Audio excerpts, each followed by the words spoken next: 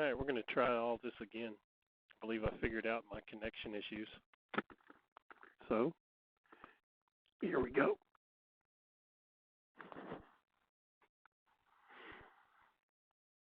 Let's see if my how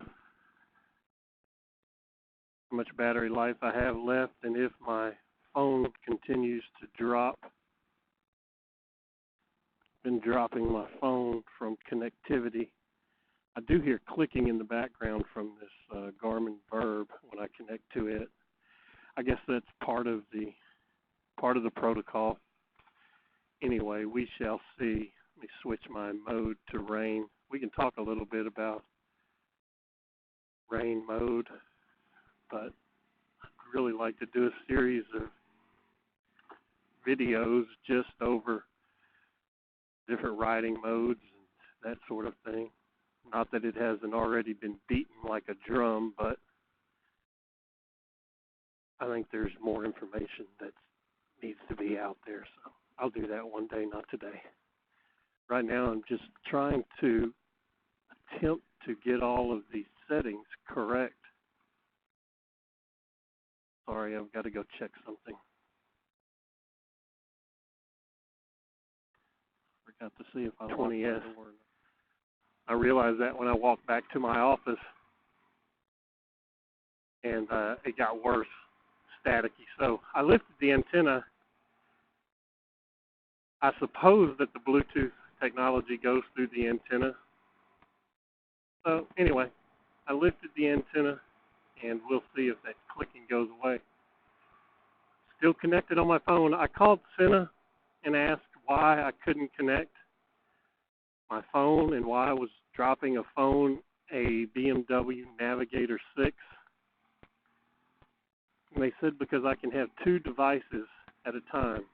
So I was trying to connect to my Sena 20S, my phone, my Virb, Garmin Virb 30 Ultra, and my BMW Navigator 6. That's 3 devices, so evidently I can only have 2. So I've disconnected my Navigator, and I'll just live without it while I do videos. I just live without the Navigator. It's the way it'll have to be. Okay. So the roads are already dry. I don't really need rain mode. Just curious if I'll even notice a difference if I get a little sideways to a curve. And again, mainly what I want to do is test this audio connection between my Virb Ultra 30 and my Sena 20S. It's a dangerous intersection right here. People think that they don't have to stop at the stop sign here to my left. I know a couple of motorcyclists killed here, unfortunately.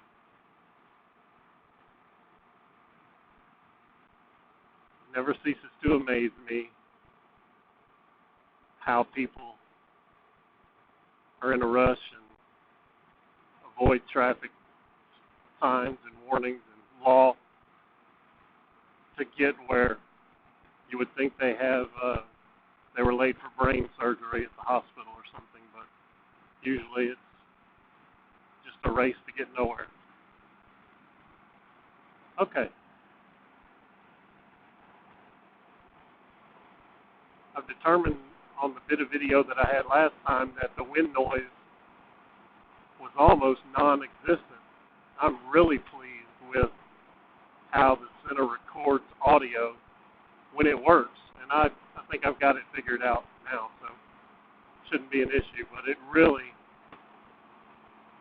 records audio well. I'm not too happy with the speakers in the FM. Maybe I've got something wrong, but I imagine what I will do is get the molded earbuds, and I'll use those instead of the wired speakers. I think I'll be much happier with that.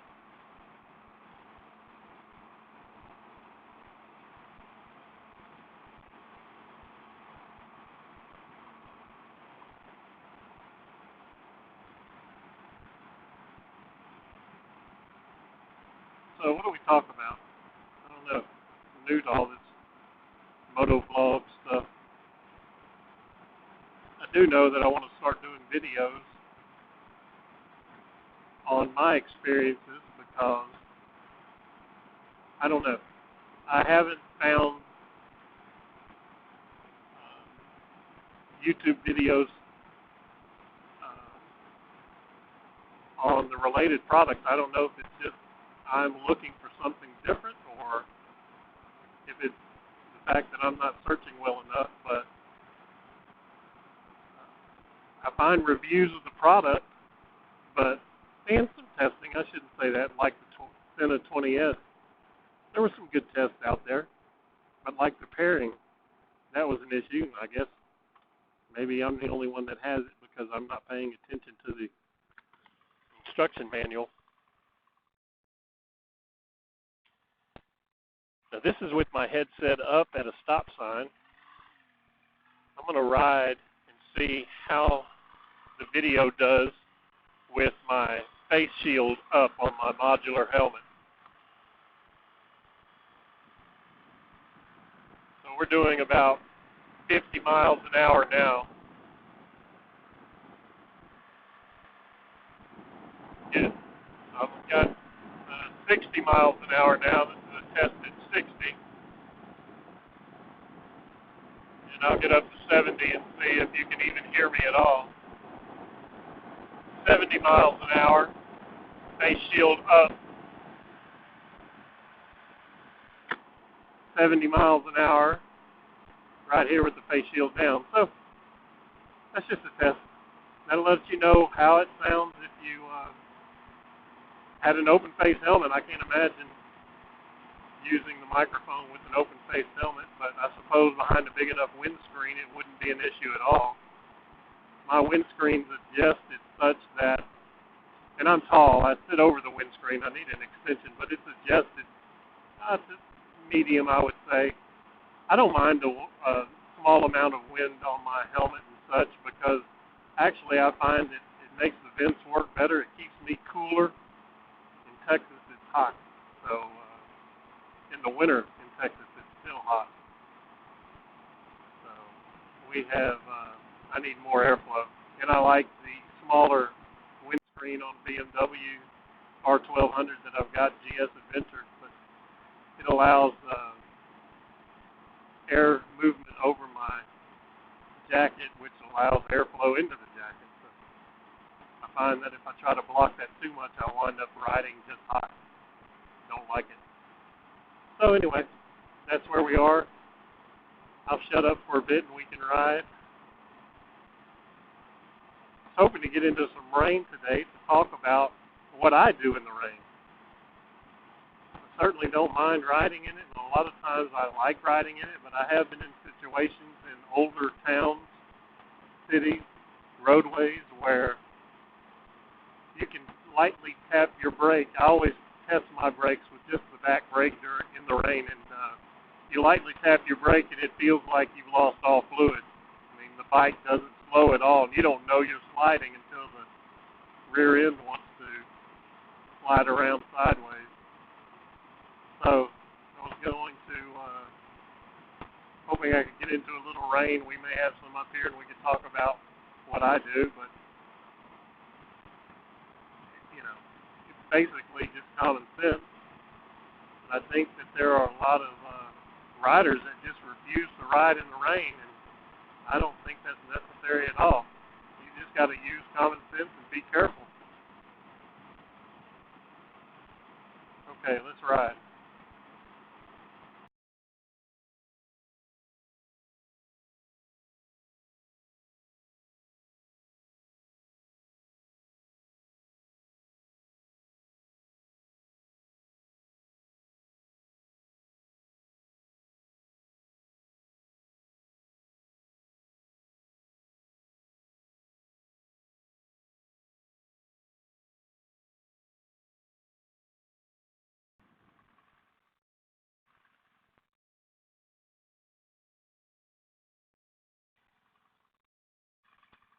This is my first BMW, my first bike with anti-lock brakes. and I'm really impressed.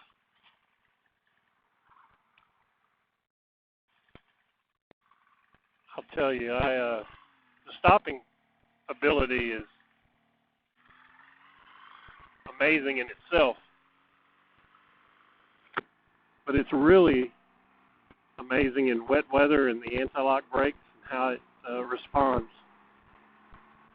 I know there are a lot of purists out there that think, you need to ride a motorcycle, you need to learn how to control a motorcycle without this. And I'm with you, I get it. And I like to ride my Street Glide. I've got a 2012 Street Glide that I ride.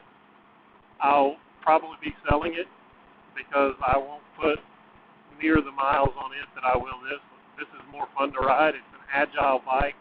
It's well balanced. It doesn't feel like the center of gravity is as low as it is.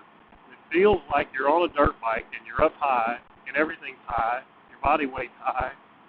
But when you ride, the bike is well balanced. It feels literally, I don't know, it's hard to describe. It feels like the center of gravity is really low, like you're on a big bike, but you're not.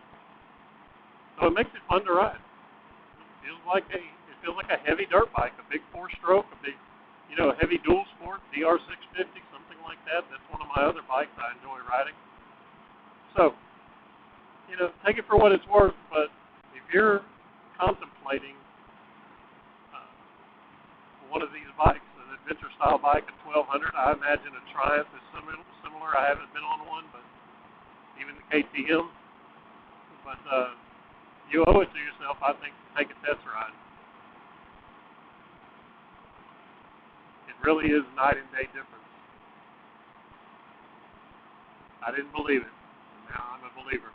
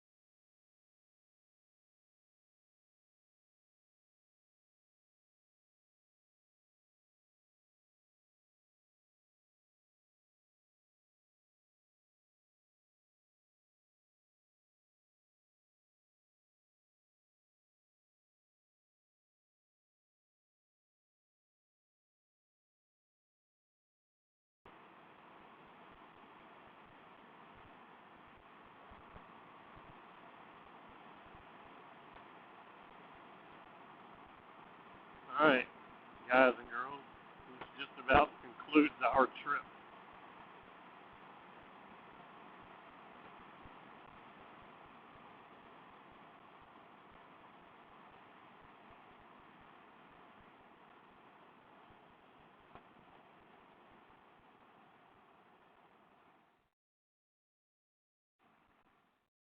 20-minute commute's not too bad.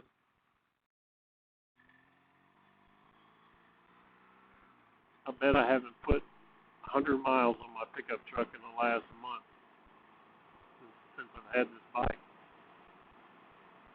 Why? Why'd you drive when I can ride, huh?